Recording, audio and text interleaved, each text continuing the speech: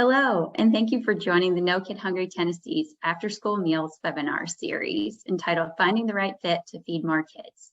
Today's day 5, and we've had a wonderful week of learning about all the different options and resources available here in Tennessee to ensure that students have access to a meal and a snack at the end of the school day. My name is Marissa Spady, and I have been your moderator and have enjoyed getting to help learn about all of the wonderful options for after-school meals and snacks here in Tennessee. Today, we are going to wrap things up. We're going to get a summary of all the options that you have to ensure that students in your school or in your community have access to an after-school meal or snack. We're next going to hear about some resources and next best steps to help you feed more kids in your after-school programs.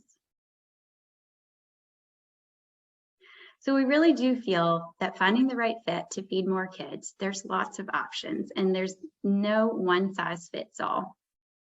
This week, we learned from schools and community-based organizations who act as a CACFP sponsor and work directly with the Department of Human Services here in Tennessee. That is a great opportunity for anyone who has access to students after school and the ability to provide meals in those sites.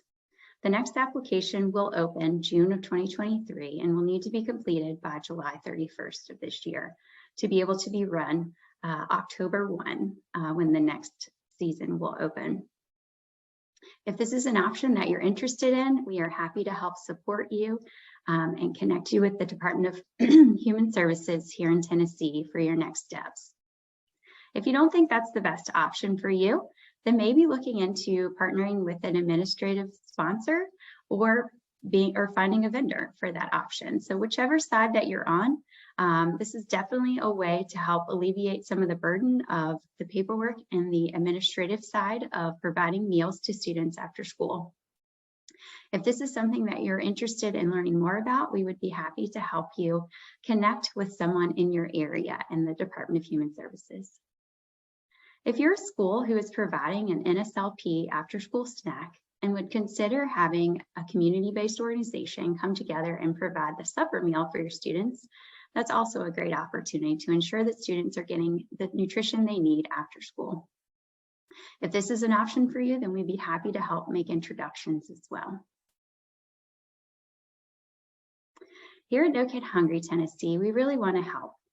And that means we want to help increase the number of students across the state who are receiving after-school meals and snacks.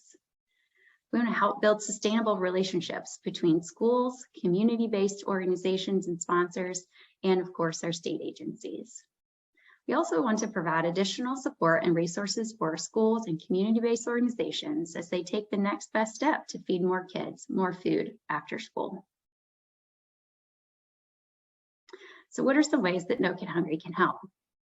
We have some resources, which I will review in a few moments, and some educational material as you're learning more about different variation of opportunities.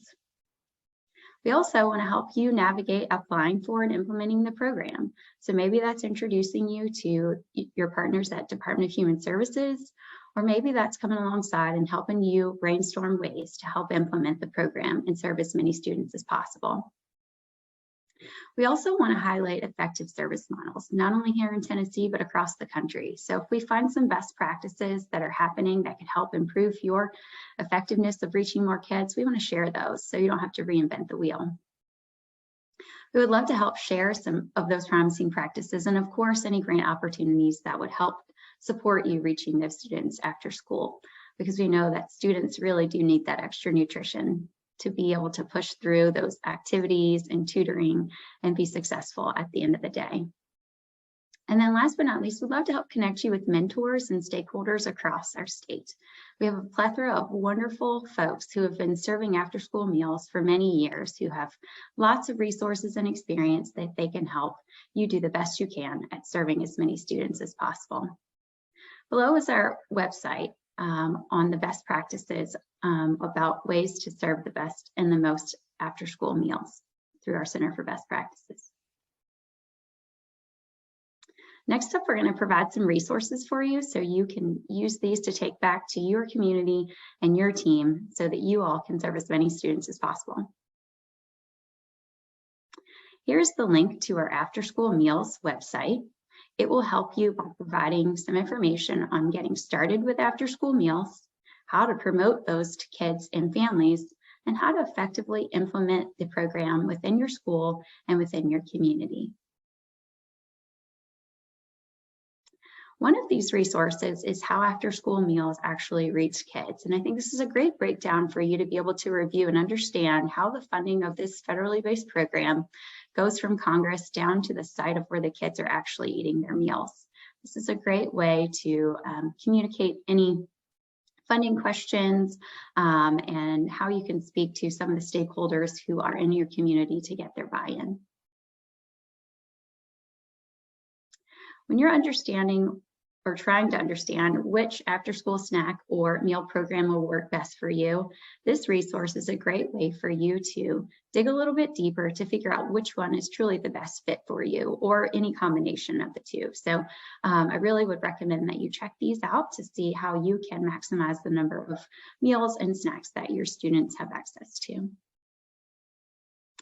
And as you're starting and you've made your plan, you're ready to get moving and starting to understand what it could look like, there's some guidance along the way to help you understand a little bit more and answer some of those questions about whether I'm eligible and how to get started and what are those first next steps.